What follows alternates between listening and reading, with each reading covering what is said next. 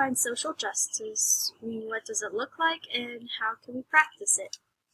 I would define social justice as the distribution of wealth, opportunities, and privileges within a society. Okay. Giving everyone in the same society, Yeah. same privileges.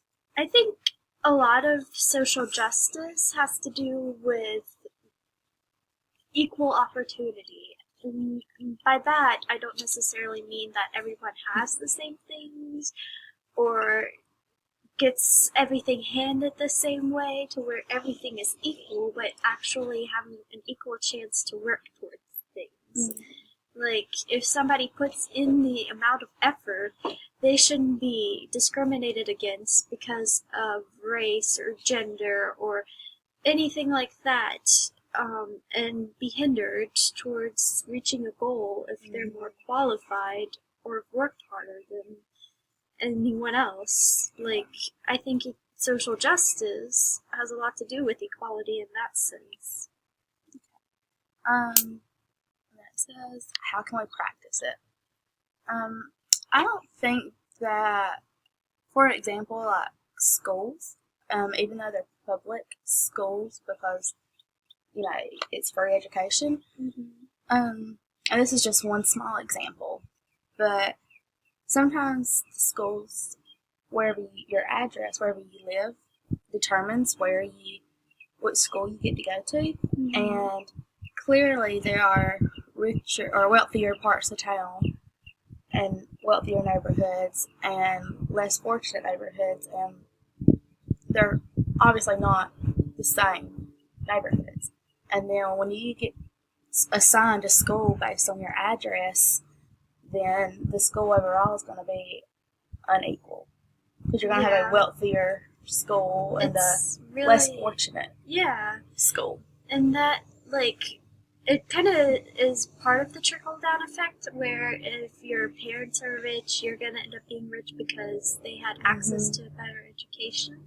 But education itself should really be one of those basic, equal opportunity type things. Because as a child or a young student, I mean, you pretty much have a clean slate. You're not going to start off as, anything or else. But if you don't get the chance to actually get a good education, just because you're located in some neighborhood versus another, I mean, that's just setting you up for either success or failure from the start. Absolutely.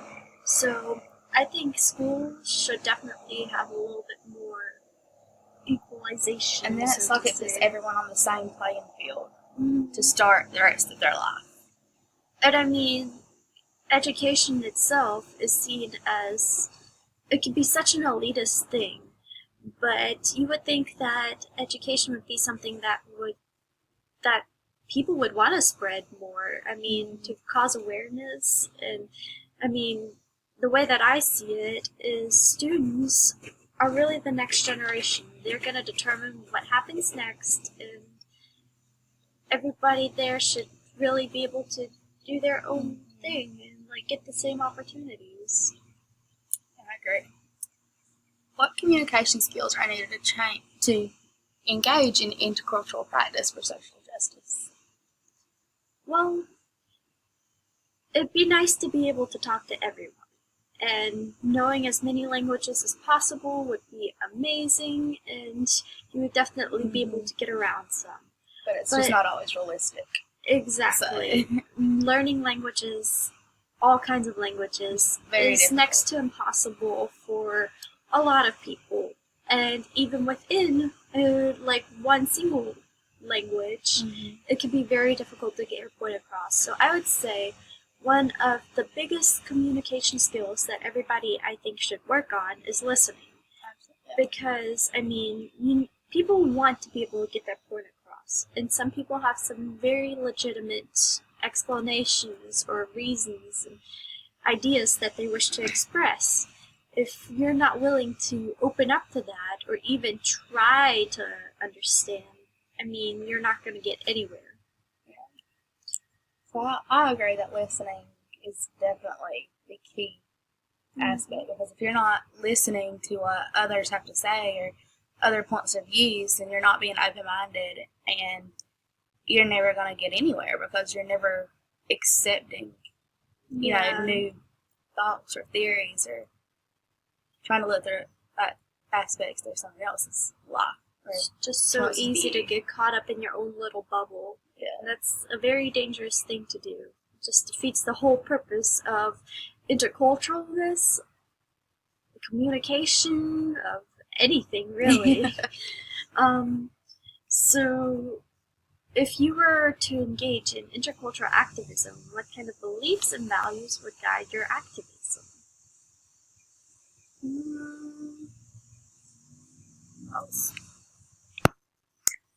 My beliefs and values to engage in intercultural activism would just be that everyone is created equally, that not one person is more prestige or higher ranking than anyone else based on, ethnicity, race, class, gender, nationality, anything that you could think of.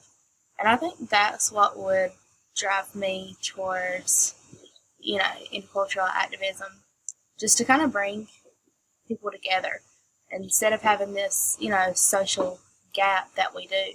Yeah. And just kind of try to merge everyone.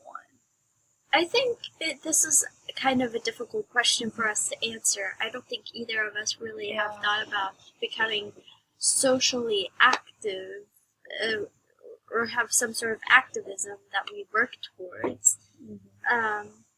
It's like not to say that we don't care. Not that we don't value it. It's just that we've never had to experience, going out and making changes.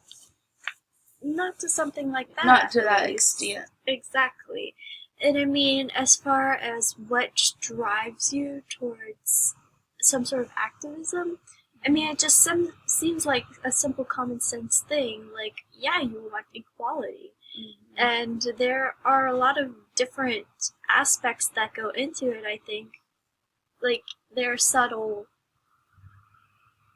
cases and instances of inequality that you notice. But for me, it's never been, like, enough to, like, really push me out and go do something out of your comfort zone. Exactly. Mm-hmm. Like, I don't even know if it's out of my comfort zone, to be honest. I've just never really had, like, any instance where it's like, I need to change this. Maybe because I've never really personally experienced a lot of social injustice, but I don't know. I just think everybody should be created equal, and maybe I just never considered myself to be part of a driving force to change that and to make that actually happen. Okay. If you are engaged in intercultural activism, what are your experiences and insights, beliefs, and values? I think that's kind of what we just touched on, that neither of us are really engaged in intercultural activism. Not to say that we don't care, we don't find it or find importance in it. It's just that in our day-to-day lives, we haven't actually had a strong driving force to do so. Yeah. One thing that I could say, though, is that there are a lot of different factors that I think people try to manipulate, as far as, like, race and gender and income and just different types of backgrounds like that. It's easy to say, like, oh, so-and-so gets this because they're, like, rich. So-and-so gets this because they're privileged. So-and-so is getting these extra handouts and benefits because they're whatever they may be. Like, I think putting that stigma on stuff like that is a big part of what kind of leads to social injustice, so to say.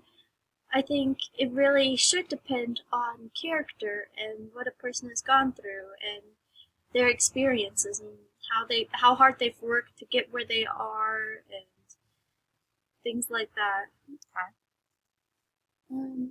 Do you think social justice is the exception rather than the norm in society? Why or why not? Absolutely. social justice is the exception. Because I really feel as though we do live in an unjust world where, everyone doesn't have the same. Yeah. And, I mean, it's pretty obvious. I would say so too. Because, I mean, like, in everyday lives, like, even just filling out documents, like, in school programs or, like, for jobs or doctors even, yeah, you get this little section. It's like, what's your ethnicity? What is this? What is that? What is your background? Even just for colleges, when applying to colleges, they ask you about your parents' education. And I understand that there are some extents to where you want to look at backgrounds and studies and things like that. But it goes beyond that, too. It doesn't really define that person as an individual. Like, whether or not their parents went to college has, I know it does have an influence on that person. But say neither parent went to college and that child wants to do better and wants to make more for themselves rather than what they grew up in and wants to give them their kids a better life than what they had. So they plan to go to college and better themselves. And I think like what you were saying about the questions on like forms asking your ethnicity or your education level, I just don't feel like that's necessary. I mean, yeah, you're always...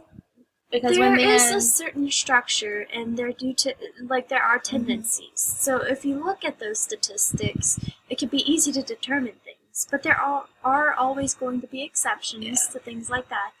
And but when they look at that form of yours, they may look at the ethnicity, what you checked in that box, and already have a judgment about you before they've even met you.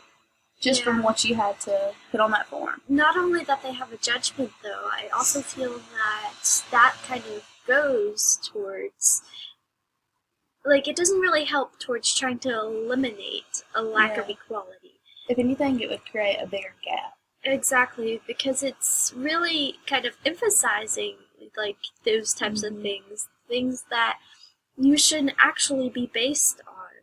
Like, who cares what my parents did? Who cares what color my skin is? Who cares if I'm a male or a female? If I can do this, let me do it, type of thing. And even just for me, my brother, he's such a hoodlum. He's the one that always does, like, everything wrong. You always hear, like, stories about, oh, yeah, your brother did this. He's causing all this trouble. And then they look at me and they're like, what? How are you two related type thing? And that just goes to show, so is he older than you? He is older than me. So they kind of feel like you're going to follow in the same footsteps. Exactly. As him. Thankfully, and kind of have Thankfully, he has a different last name than I do, so there isn't too much association, but still, like, if you try to make those connections, like, yes, you can do that. Yes, we're, like, part of the same family and everything, but we're not alike. Yeah. You don't deserve the right to, like, judge me based on what he's done. Yeah. And I feel like the same kind of goes as, like, when you ask, like, what is your parents' background? Like, how rich are your parents type thing. Like yes, my parents did this, but this is me. I'm creating my own life. Let me actually show you what I can do, what I can bring to the table. Absolutely. Provide 2 to 3 specific examples to support your stance. I think we kind of did that as far as, like, your brother. And then back to the schools.